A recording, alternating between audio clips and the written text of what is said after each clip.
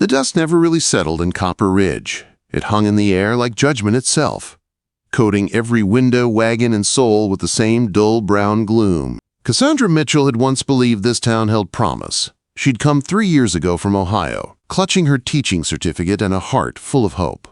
She thought she could make a difference here, teach children letters and kindness in equal measure.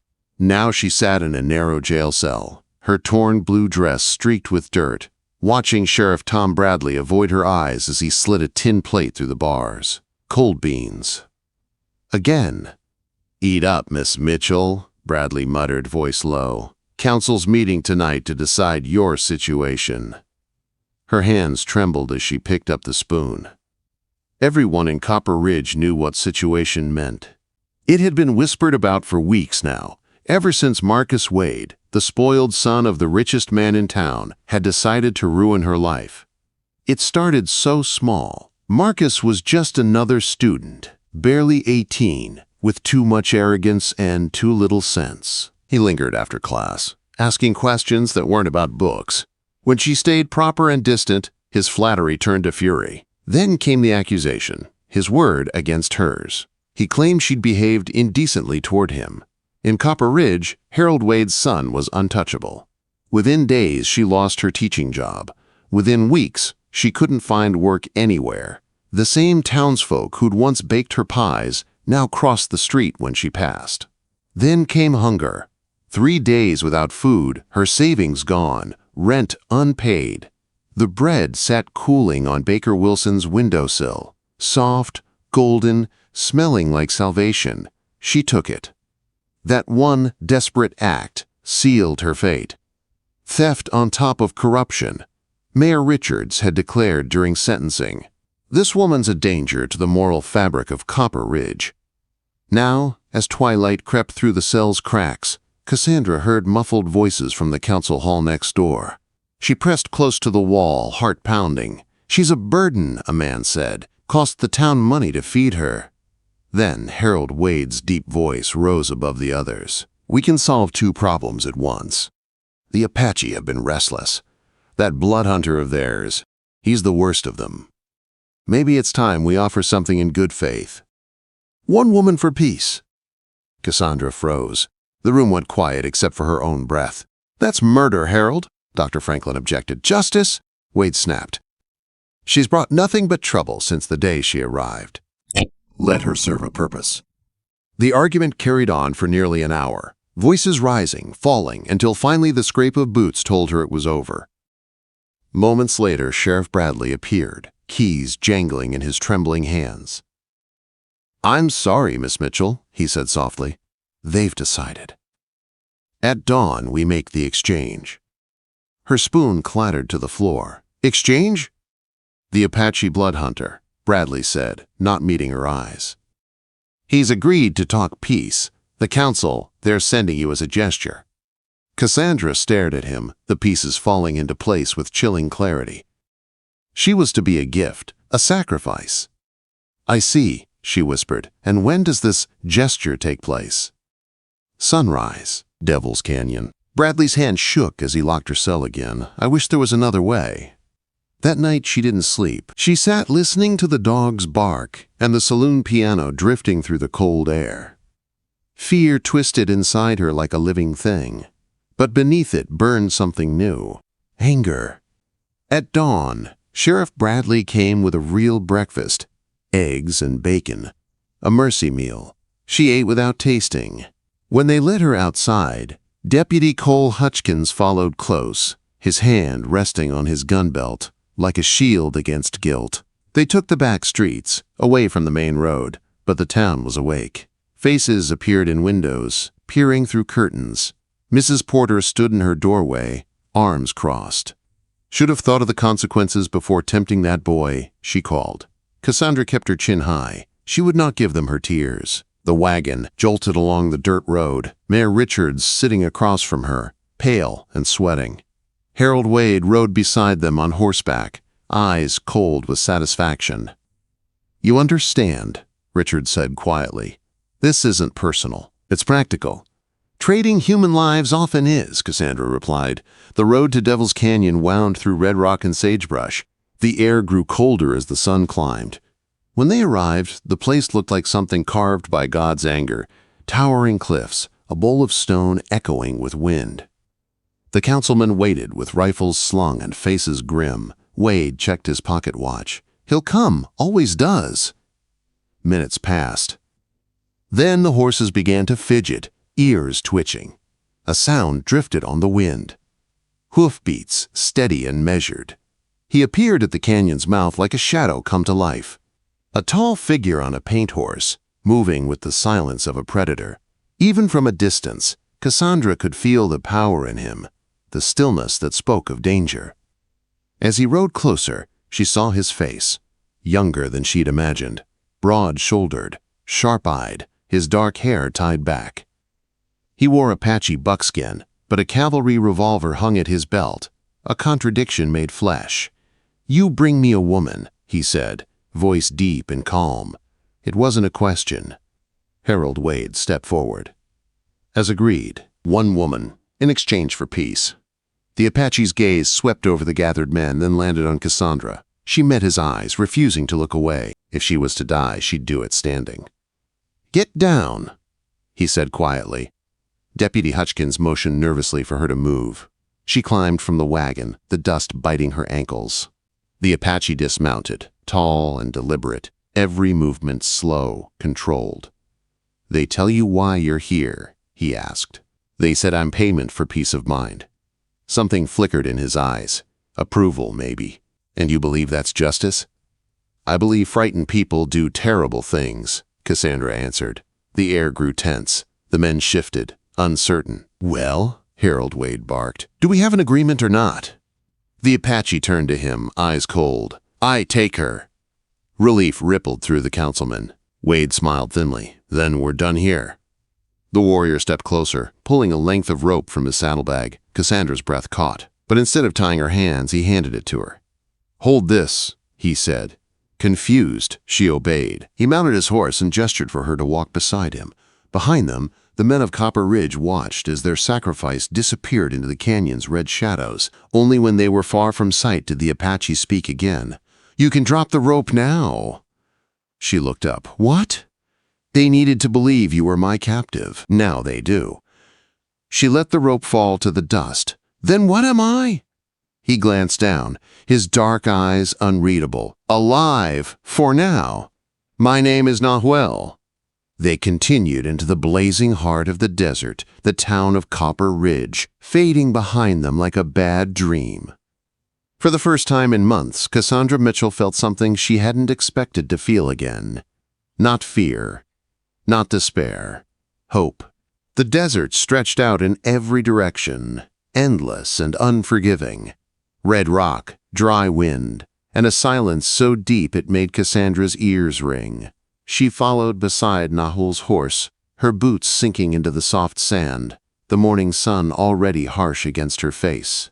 They'd been walking for hours before he finally spoke again. "We stop soon," he said quietly, scanning the horizon. "You breathe too heavy, and your left foot drags. You'll blister if you don't rest." Cassandra blinked at him, surprised he'd noticed. No one in Copper Ridge had ever paid that kind of attention, unless it was to judge her. "How could you tell?" He dismounted, leading his horse toward a cluster of tall barrel cacti that cast a small patch of shade. "The desert tells me," he said, tying the reins to a rock. "You just have to listen." He handed her a leather water bag. "Drink." She hesitated. "You first." He gave a small shake of his head. "Desert kills those who are polite." The water was warm and tasted of leather, but it felt like life itself. She drank until he took it gently from her hands. "Better," he said. "Now eat." He pulled dried meat and corn cakes from his saddlebag and split them evenly. As she ate, she studied him. He moved with quiet confidence, efficient, calm, watchful. The stories about the blood hunter had painted him as a savage, a killer who took scalps and vanished into the night. But the man sitting across from her seemed nothing like that. His hands were steady. His voice was low. His eyes, though sharp, were not cruel. "You could have killed me back there," she said, breaking the silence. "That's what they expected you to do." He looked up from his food. And you think I should have?" "I think," Cassandra said carefully, "you had every reason to." Nahuel's gaze drifted toward the horizon. "I know what it's like to be given away by people who should have protected you." She wanted to ask more, but his tone made her stop. Some pains, she realized, didn't need questions. When they finished eating, he stood and glanced toward the sun. "We move again soon." The heat is cruelest between noon and dusk. The hours that followed blurred together, miles of dry ground, wind that tasted like dust, and silence broken only by the steady clop of Ayana's hooves. Cassandra's thoughts drifted to her old classroom, to the faces of the children who used to bring her wildflowers or ask her to read poetry. Those faces had once been her whole world. Now they felt like a dream she'd lived in another lifetime. "Where are we going?" she asked finally. "Depends," Nahuel said, his voice calm and steady. "On what?" "On what you want." The question caught her off guard. No one's asked me that in a long time. "Then it's time someone did." She looked at him, unsure what to say. "I don't know what I want anymore." "Then we'll go where the land takes us until you decide." They stopped again at a small spring tucked between two rocks. The water bubbled faintly, surrounded by a thin patch of green grass. It looked impossibly alive in such a dead place. Nahuel knelt and cupped the water in his hands, letting it run over his fingers like something sacred. Cassandra knelt beside him, her reflection trembling in the pool. "It's beautiful," she whispered. "The desert hides its gifts," he said. "You have to earn them." She drank deeply, letting the coolness wash through her dry throat. When she looked up, he was watching her. "What is it?" she asked. "You don't move like a woman who's afraid anymore." Quote, "Maybe I still am," she said softly. "I'm just too tired to show it." Nahuel gave a faint smile, the first she'd seen. "Fear's not weakness. It keeps you alive. But you can't let it decide for you." As the day faded, they made camp beneath a crooked mesquite tree. Nahuel built a small fire with dry branches, moving with practiced precision. Cassandra tried to help, but fumbled with the wood. "Here," he said, showing her how to split the branch cleanly. "Let the grain guide you. If you fight it, it'll fight back." When the fire crackled to life, it threw warm light across his face. He looked younger then, almost peaceful. The flicker of flames danced in his dark eyes as he handed her a strip of roasted rabbit. She took it, surprised at how good it tasted. "Where did you learn to cook like this?" Quote, he shrugged. "From hunger. Hunger teaches everything." For a while they sat in silence, listening to the wind whisper through the desert brush. Somewhere far off, a coyote called, lonely and long. "Why do they call you the blood hunter?" she asked quietly. He didn't look at her. "Names are weapons. People use them when they don't want to understand." "Is it true what they say about you?" He was quiet for a long time before answering. "Some of it. I've killed soldiers. I've burned their supplies. I've done things I'm not proud of. But I've never harmed a child or a woman. I kill only those who bring death first."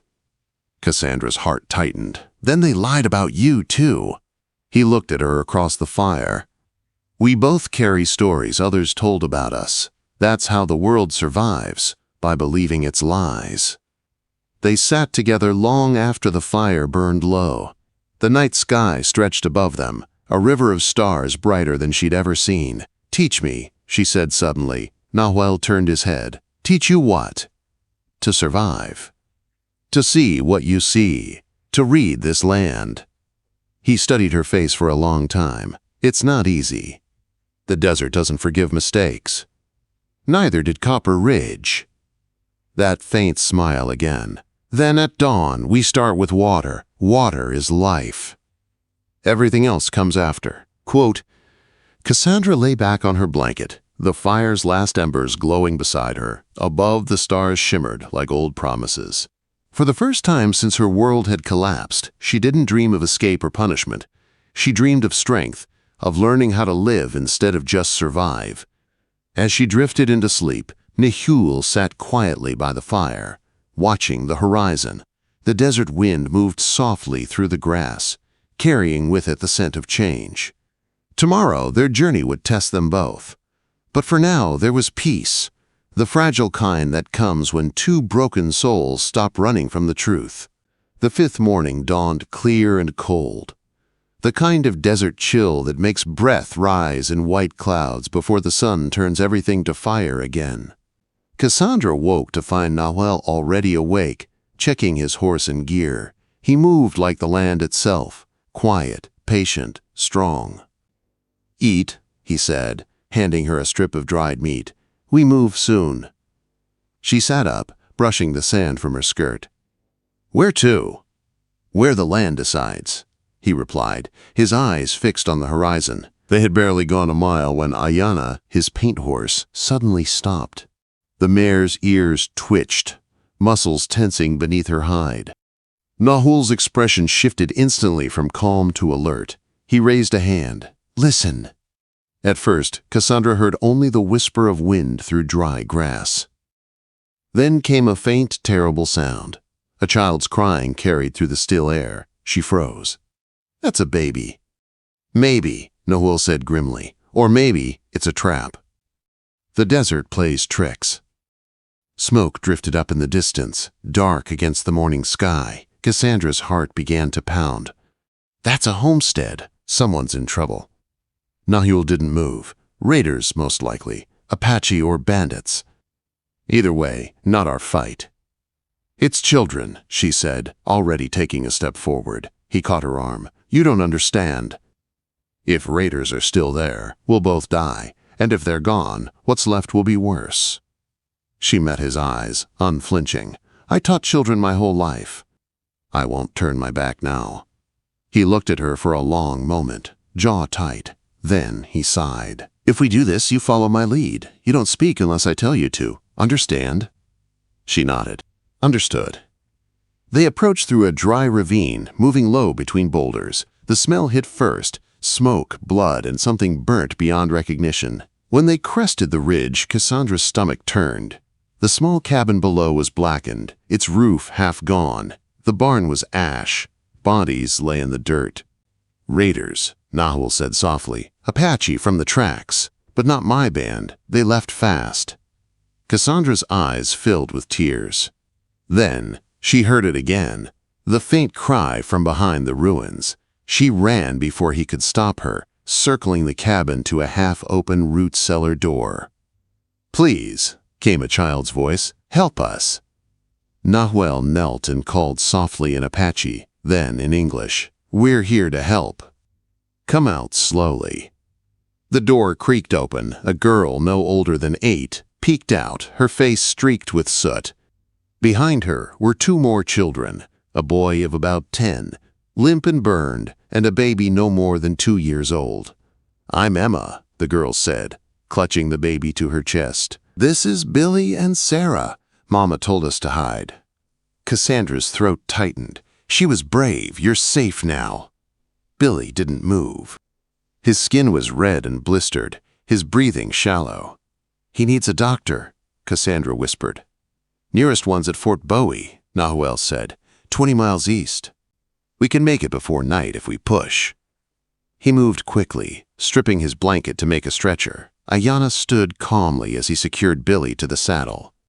Cassandra held the baby while Emma clung to her skirt, eyes wide and terrified.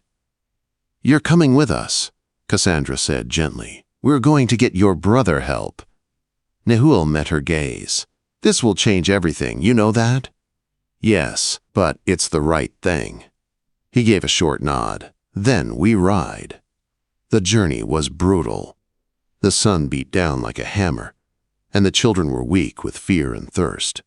Cassandra carried the baby as long as she could before handing her to Nahuel, who held her steady while leading the horse. Emma stumbled beside them, refusing to complain, her small face set with fierce determination. By midday, Billy's fever worsened. Nahuel stopped in a patch of shade and soaked his scarf in the last of their water, pressing it to the boy's forehead. Cassandra looked at him in awe. "You're using your water on him." "Children drink first," he said simply. When they rested, Cassandra found the courage to ask, "Why help them? They're white. It puts you in danger." Nahuel stared at the horizon. Because I couldn't save my sister's children." She said nothing, but the grief in his voice needed no reply. They walked until the sun began to sink, each mile harder than the last. Just when Cassandra's legs were trembling from exhaustion, Emma pointed to the distance. "Riders!" A column of soldiers was approaching fast from the east. Nahuel's face hardened. "Cavalry!" "Good," Cassandra said. "They'll help us." "Or shoot me on sight," he replied. "To them, I'm a raider with captives." Before she could think, Cassandra held out her hand. "Give me your rifle." He frowned. "You don't know how to use it." "I don't have to, but if I'm holding it, they'll see who's really in charge here." He hesitated, then handed it over. "Keep the barrel down. Don't make them nervous." The soldiers reined in hard when they spotted them. Their leader, a graying captain, called out, "You there! Step away from that Apache!" Cassandra stepped forward. "Captain, these children need medical help. The boy's badly burned." The man squinted, taking in the scene. "Ma'am, are you being held against your will?" "Absolutely not. This man saved these children from raiders. We're trying to reach Fort Bowie." A young soldier pointed at Nahuel. "That's the blood hunter! He's wanted!" Rifles lifted. Nahuel stood perfectly still. Cassandra moved between them. "You see a murderer. I see the only reason these children are alive. You gonna let a 10-year-old die because you can't see the truth?" The captain's expression softened as he looked at Billy, barely breathing. "Corporal, fetch the stretcher. We're taking them in." They rode the last miles to Fort Bowie, surrounded by soldiers. Nahuel stayed silent, his dark eyes scanning the horizon. Cassandra rode behind a trooper, the baby sleeping in her arms. By the time they reached the gates, the sun had vanished behind the mountains. The fort's doctor rushed the children inside, barking orders. Emma clung to Cassandra's skirt until a nurse gently led her away. Then the fort's commander, a tall man with silver hair, summoned them. "Miss Mitchell," he said, studying her, "I've heard quite a story.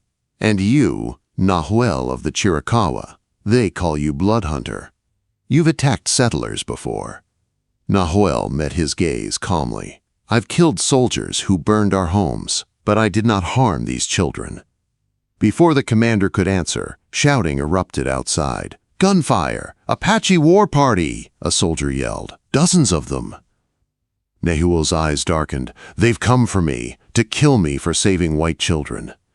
The commander swore under his breath. "If we hand you over, they'll stop the attack. If we don't—" "They'll come anyway," Nahuel finished. "Let me talk to them." Cassandra stepped forward. "I'm going with him." The commander stared at her. "That's suicide." She shook her head. "It's humanity." Minutes later, the fort's gates creaked open. Nahuel and Cassandra stepped out into the blinding sun. 50 Apache warriors waited in a half-circle, faces painted, weapons ready. At their center sat an elder on horseback, Mangas, the war chief. "Nahuel of the Chiricahua," the elder called. "You stand with our enemies. You saved their children and brought their sickness upon us." Nahuel bowed his head slightly. "I saved children, not enemies." "You shame your people." "I honor them," Nahuel said firmly, "by remembering our grandmother's words. Children are sacred." The younger warrior shouted angrily, demanding blood. Cassandra stepped forward, her voice shaking but steady. "He saved those children when no one else would. He gave them water, food, and his strength. If that's shame, then shame should be our salvation." Silence fell. The elder's gaze lingered on her, then on Nahuel. Finally, he dismounted and placed his hand on Nahuel's shoulder. "You walk a path between two worlds," he said. "It will be hard, but maybe it is the only path that leads to peace." The warriors slowly backed away, vanishing into the desert. 3 days later, Billy's burns had begun to heal. Emma smiled again. Baby Sarah laughed at butterflies in the courtyard. The war had not ended, but something had shifted. At sunset, Cassandra found Nahuel sitting by the fort wall, watching the horizon. "You'll leave soon," she said quietly. He nodded. "Can't stay here. Can't go home either." She smiled softly. "Then maybe build something new, a place where children can learn both ways, Apache and white, a place where peace begins." Nahul looked at her, the fading light catching the scars and kindness on his face. "You'd stay, to teach them?" Quote, "Yes," she said, "if you'd protect them." He gave a slow, thoughtful smile. "Then we begin there." The sun dipped below the mountains, bathing the desert in gold. Cassandra Mitchell, once condemned to die, stood beside the man they'd called Bloodhunter. Together, they looked toward a horizon filled not with fear, but with the fragile promise of hope.